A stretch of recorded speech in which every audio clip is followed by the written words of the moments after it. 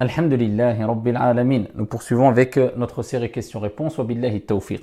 Est-ce que le parfum, l'encens ou bien encore le gel annule le jeûne, oui ou non? La première des choses à savoir, c'est que nous sommes toutes et tous amenés à sentir pendant notre journée des odeurs, bonnes ou mauvaises, à l'intérieur de chez nous, à l'extérieur, dans la rue, etc. Bien sûr, cela n'annule pas le jeûne. Voilà pourquoi aussi le parfum n'annule pas le jeûne. Le fait de sentir une odeur provenant du parfum n'annule pas le jeûne. Le fait de mettre du parfum sur soi, on sait très bien que cette matière ne va parvenir ni à la gorge ni à l'estomac. Et cela va dégager une bonne odeur. Et le fait que cela dégage une bonne odeur et qu'on est amené à sentir cette bonne odeur, eh bien cela n'annule pas le jeûne. Bien que certains savants malikites ici déconseillent, ils ne considèrent pas que c'est haram illicite, ils ne considèrent pas que c'est un annulatif du jeûne, mais ils déconseillent, pour plusieurs raisons, ici de mettre du parfum en journée.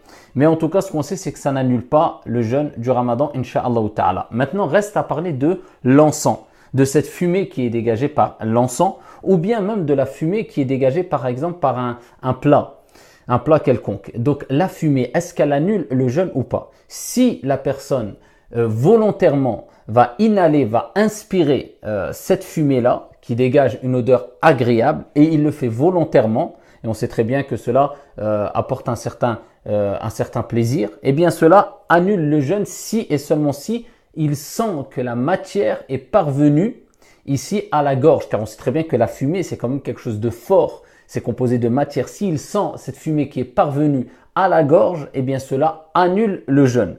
Par contre, si il sent cette fumée-là et cela ne parvient pas à la gorge, eh bien cela n'annule pas le jeûne. Voilà pourquoi il est impératif d'éviter d'inhaler, de sentir ici toutes sortes de fumées agréables. Je dis particulièrement agréables. Pourquoi?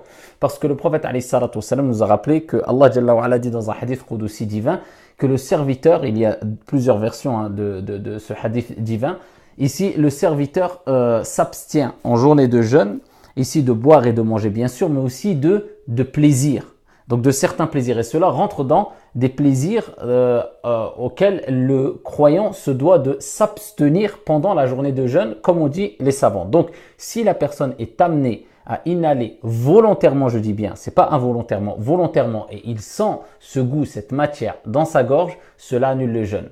Si la personne ne le fait pas volontairement, il est passé, il a senti une odeur, ou alors un peu de fumée est passé devant son nez, il a inhalé, il a inspiré, cela ici est excusé. Et de même, si la personne dans la rue est amenée à sentir des fumées ou des odeurs, ce n'est pas par plaisir, pollution ou autre, involontairement, cela aussi n'annule pas le jeûne. Donc on a bien compris que le parfum, eh bien, n'annulez pas le jeûne, incha'Allah ta'ala. Et de même, la fumée, si c'est fait involontairement ou s'il n'y a aucun plaisir à cela, eh bien, cela n'annule pas le jeûne. Par contre, si c'est fait volontairement et on inhale une quantité de fumée de sorte que la matière, on la ressent, ou l'odeur, on la ressent clairement au niveau de la gorge, cela annule le jeûne.